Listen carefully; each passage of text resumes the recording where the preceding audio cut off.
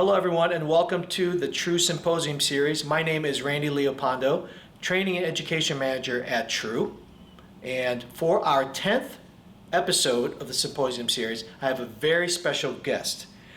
His name is Gary Gray. He is the physical therapist and owner of the Gray Institute and known to the fitness world and physical therapy world as the father of function. The reason why he's going to be presenting is because we actually partnered with Gary Gray in 2001 and came up with the True Stretch. So he is going to give a little more insight and maybe some of the concepts and principles behind functional stretching using the True Stretch, and hopefully you can implement it in your programming or however you want you, your staff, your trainers to use it, and how it's beneficial for everyone in the club. Well, let's not waste any time. Gary Gray, take it away. Thank you so much for the opportunity and privilege to share with you the powerful environment of the True Stretch. It's an honor to share it with you, and hopefully we can get some insight as to why this thing is designed this way and why so many teams, so many professional teams and so many health clubs and even so many homes are getting the True Stretch, understanding the power that it has to allow us as human beings to move better and to literally live a better life. So thank you so much for taking some time with us to learn more about the True Stretch. You know, human movement is what we call 3D here at Gray Institute. It's what we call a triadox. You already know that human movement is a combination of what we call sagittal plane motion, that forward and back motion, frontal plane motion, that side to side, and of course the all-important transverse plane motion, knowing that when we move, we go through all three planes of motion all at the same time. You also know that we as human beings, our movement system is a neuromuscular skeletal system. What that means is the neurological system integrates with the skeletal system, integrates with the muscular system, and we just can't separate them. They all have to be taken care of at the same time, and that, of course, includes the powerful fascial system. As we talk about that, you'll see why maybe our understanding of the fascia system years ago led us to develop the True Stretch. The also big thing that becomes obvious with the True Stretch is somebody looks at it and says, well, that's a flexibility machine. Well, kinda. It does offers components of flexibility. But flexibility is part of a triadox as well, because you can't have strength or endurance without flexibility. If you can't lengthen the muscle can't get turned on by the proprioceptors, and it can't shorten and show its strength, and you can't do it over and over again and show your endurance. So we literally, as human beings, are a triadox, mind, body, and spirit, but the whole movement system is a triadox. Thus, that's why we developed the True Stretch, and that's why many people are finding out it's so powerful. Now, the biggest thing about the True Stretch, if we don't understand some basic fundamentals of human movement, the why behind the what, the first impression when you walk in and see this one, here's the tall True Stretch. This is the one I use. It's usually starts right around somebody 6'5" and taller, 6'5" and below, 6'4" below. If you sneak over here, this is the regular True Stretch. This handles most people. But when you first of all look at it, if you don't understand human movement, you go, oh, that's nice, and you walk right by. I've been in health clubs before where they've had one that's real dusty, and I'll get in it, and I'll kind of giggle, and somebody will go by. In fact, even somebody that's theoretically trained as a personal trainer will go by, and I go, hey, what's this? And I have no idea. Well, what's it for? It's a flexibility thing. I don't get it. You know, what do you mean it's a flexibility thing? Well, I don't get it either, so here, get on the floor and I'll stretch you. Or go over to this thing and we'll just kind of isolate and do a single plane stretch on a joint. And I'm going, it's got to be more significant than that. It looks pretty cool. And then, of course, we always say if our little kids come in here, they use it as a jungle gym. And so that's always kind of fun as well. But now we're seeing it pop up anywhere that anybody wants to enhance their physical movement, and it becomes quite a powerful thing. So here are some key concepts to understand, because immediately as you understand it in human movement, you go, well, you know what, I have no choice, I have to have a True Stretch. So here's a concept that we deal with all the time. The body will follow the path of least resistance. The body is so wise that it can figure out when it walks, when it throws, when it kicks, when it swings. It'll say, based on how I am put together as a triadox, this is the path that's easiest for me to go. So if I try to develop a new path, I have to carve a new path. Very, very critical. I have to carve a new path. By that I mean, I just can't tell your brain, well, that was a bad path and I need a better path, because this path involves what my feet are doing, my knees and my hips, my entire spine, my shoulders and my neck. It's a connected system.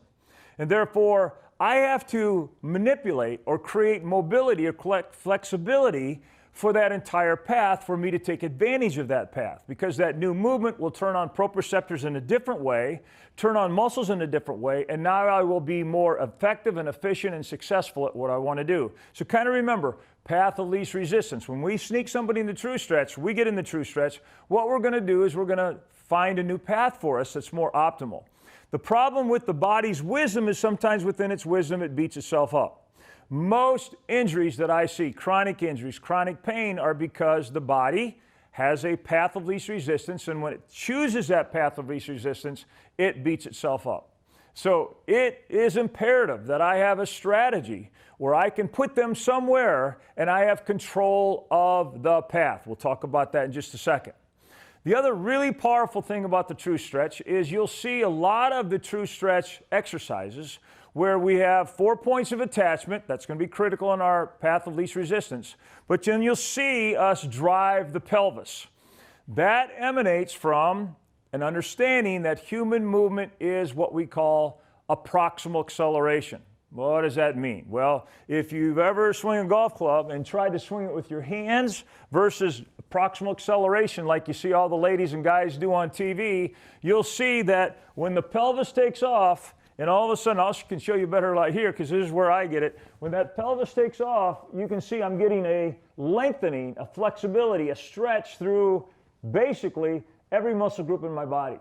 And so what it's saying is this, if I can wind it up, it's going to be much more powerful. It's a lot like if I have a slingshot, and I have this slingshot, and I bring this slingshot to you, and I pull it, and I'm just getting ready to let it go.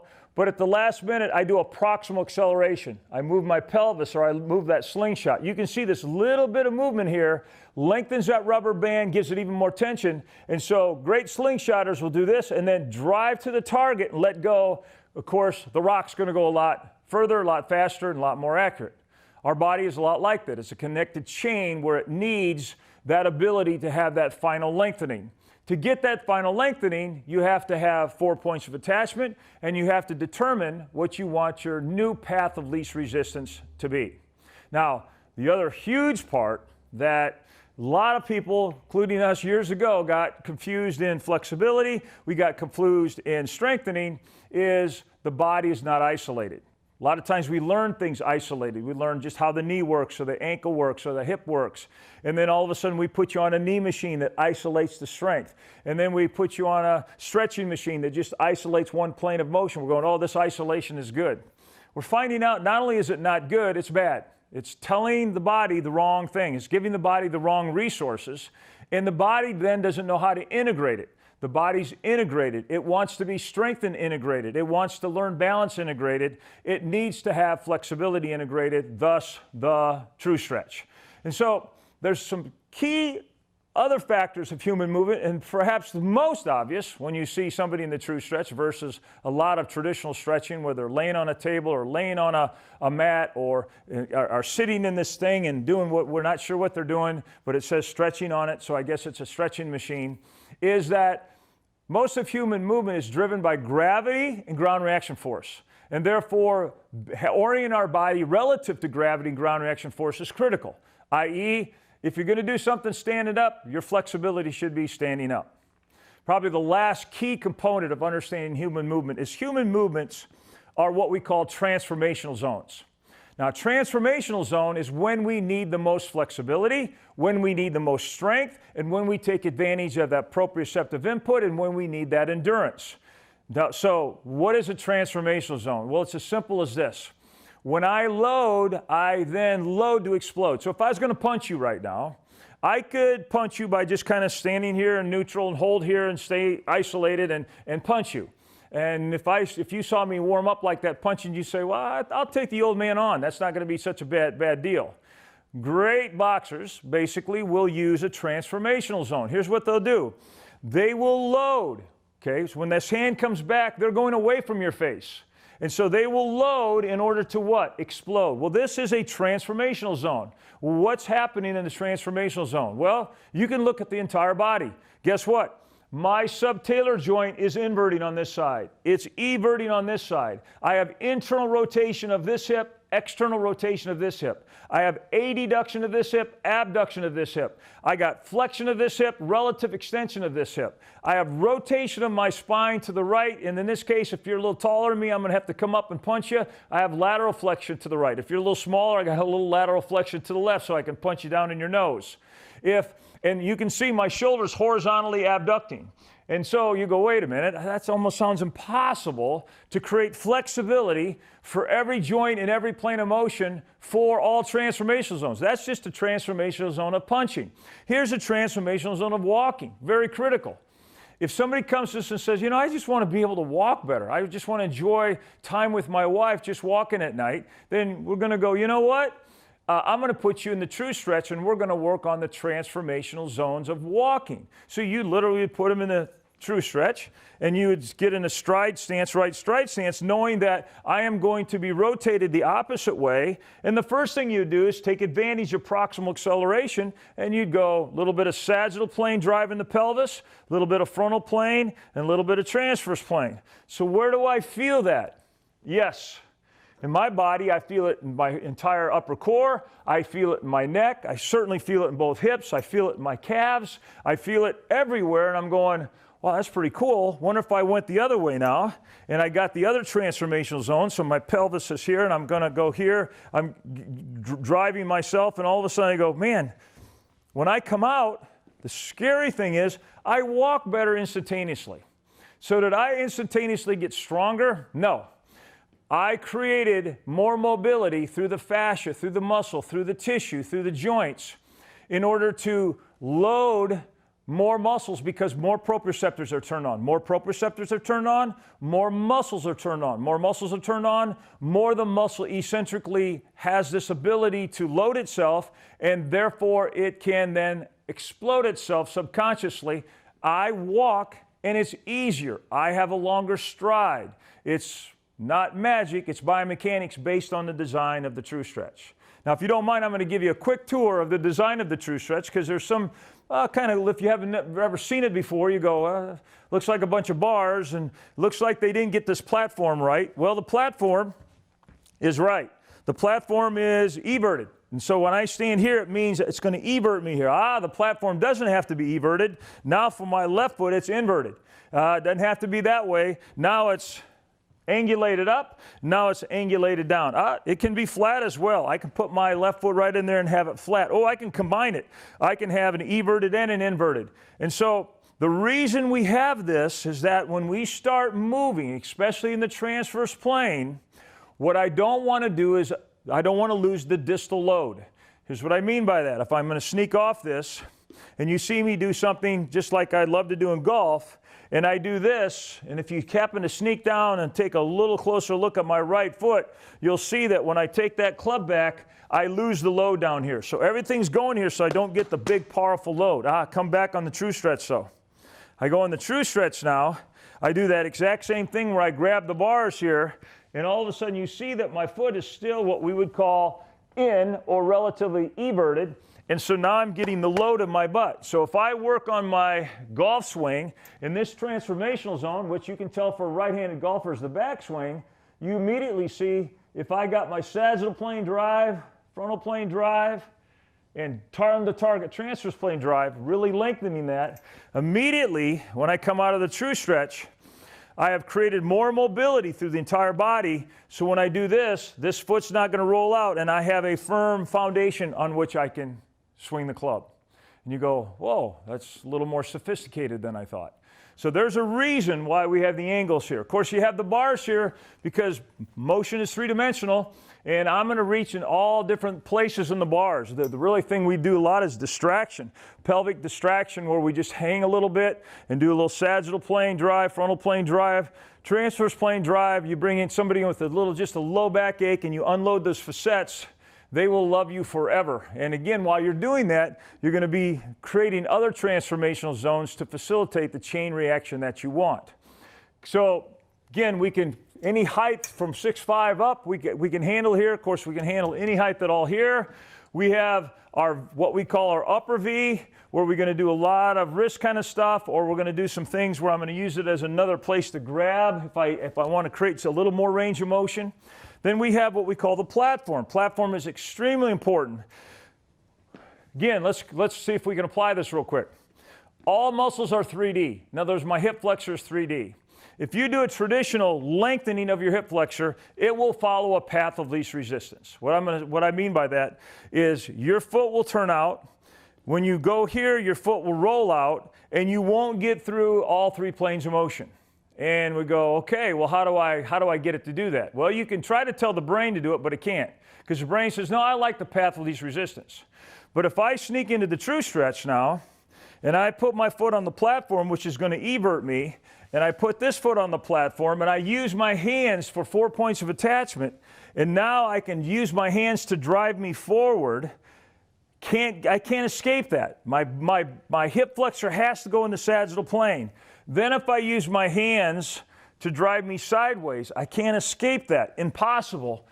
Therefore, this 4 points of attachment says, guess what? I'll help you with a better and new path of least resistance. And then, of course, I use my hands to get the transverse plane. I can't escape that. I got both transverse planes. So if I come out of the true stretch right now, and if you've never done a stretch in the true stretch, try that one first, because as soon as you do that, the foot that's down, and you take a walk, you're going to feel what we call a boing. And a boing means all of a sudden that leg's going to come flying forward. You're going to look back and go, what happened? Did I just put springs on my shoes? No, what happened is you finally took your anterior hip through the three-dimensional path that it has been desiring its whole life, but it hasn't been able to get there because of sitting for years and standing for years and not knowing how to stretch with 4 points of attachment, and you have lengthened that where proprioceptors are turned on. They grab the muscle, they turn it on, and it subconsciously throws your leg forward. You're going to go, well, that would make me walk better. Yep, that would make me run faster. Yep, keep going. And it's like, well, I didn't only feel it in the hip, I felt it in my thoracic spine. I feel like I'm more powerful in my trunk and my core. Yep. And so it's, of course, a chain reaction flexibility stretching system.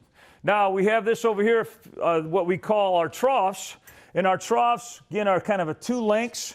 The first trough we use a lot for, we're going to go really deep hip flexor here to get that anterior hip with the foot off the ground. We also use the trough for what we call our hamstring stretch. So I put my foot in this trough, or I can put my foot in this trough. The reason it has to be a trough is because we have 3 hamstrings. And if I just put my foot up here and do my proximal acceleration, or I do some sagittal plane stretching, I do some frontal plane stretching, or if I do some transverse plane stretching, I'm going to get part of it. But if I don't roll my foot back and forth, I'm not going to get all 3 hamstrings. And so what you'll find is if you just put your foot up here and do this, the foot will roll to the path of least resistance. That's not the hamstring we want. We want to get the other 2. And so it's interesting that the body will almost show you, here's where I'd like to go if I had the choice. But then we go, no, guess what? You don't have the choice anymore. You have a true stretch that has 4 points of attachment in order that you cannot choose your path of least resistance. We will help you with the transformational zone for your path of least resistance. Well, a big move that I have to make quite often is in the follow-through of golf. And so in the follow-through of golf, I will come up here in my true stretch, and I'll get here, and I can simulate this path that I want, and I can't do it any other way. I can't do it out on the golf course. I can't do it on a golf cart. But look, if you look down at my foot, it's not sliding out. It's inverting, which it should be, but it's stable. My hip is internally rotating more than I'm going to need on the golf course. My trunk is rotating more than I'm going to need on the golf course. Both shoulders are rotating better than on the golf course. I'm creating a buffer zone. And therefore, when I come out, and all of a sudden I'm on that first tee box, I get here, my body will say, been there, done that. In fact, I can go some more if you want. Without the true stretch, I am beating at the end ranges of everything that I got because I can't create that buffer zone. Now, there's so many other techniques that we use with the true stretch. I think the wisdom and the beauty of the true stretch is that once you kind of learn what your body needs, this becomes your best friend. I have some friends who claim they spend 45 minutes in this thing, working out.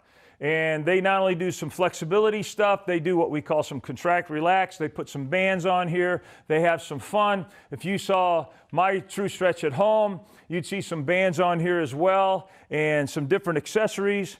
But just the pure plain true stretch, I think, is the best thing to do before any workout at a health club. Anything you're going to do at home is probably the best thing to do when you get out of bed. We were just talking about, as we're getting old, that some of us complain, well, I slept wrong. Well, what does that mean? Well, as kids, we don't know what that means, but we now know it just got a little cantankerous going on, and I actually can get in there and I can do some movements in order to facilitate that. One last thing I'd like to leave you with.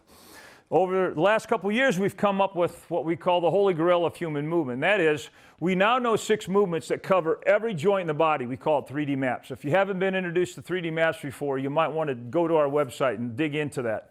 3D maps is this ability for me to get in the true stretch and lengthen myself with what we call our anterior chain on both sides, lengthen myself on the posterior chain on both sides, lengthen myself in what we call same side lateral chain, lengthen myself in what we call the opposite side lateral chain, and lengthen myself in the all-important same side rotational chain, and then lengthen myself in what we call the all-important opposite side rotational chain. Now, if you did a biomechanical analysis of that, you would realize I took every joint in my body through all 3 planes of motion. 66 motions of mobility that now when I want to, I can go to one point of attachment. I can do, let's say I do my opposite side chain and I get that going and now I just go toe touch. Now I'm going from mobility to stability. 66 motions, I can go from mobility to stability to strengthen my entire body with just those 6 movements. Powerful. But I couldn't do it without the stability of the true stretch. The true stretch provides stability so I can provide myself more mobility, therefore more strength and more endurance. I can integrate my fascia system. Again, if you want to really understand fascia and you understand that it's hooked from the nose to the toes, literally I have to have a system where which I can lengthen this here, grab something here, lengthen here, rotate even more, grab on, and now move this, and all of a sudden I go, oh, I feel that on my thumb, and I feel that in my left big toe. How come? Because that's where my fascia is connected. If you don't have a true stretch, you can't do that. And so, powerful, powerful tool. Perhaps the most powerful part of the tool is that with this tool, we can engage our clients. We can immediately say, so what do you want to be able to do better? Well, I want to walk better. You'll get in the transformational zones of walking in the true stretch. I want to throw a ball better. Well, you're right-handed, let's get here and let's throw the ball better. I want to hit a ball better. I want to jump higher. I want to get in the transformational zones of jumping so I can get that going. Okay, I just want to live life better. I just want to have overall mobility better, and so I'm probably going to get into what we would call the 3D maps.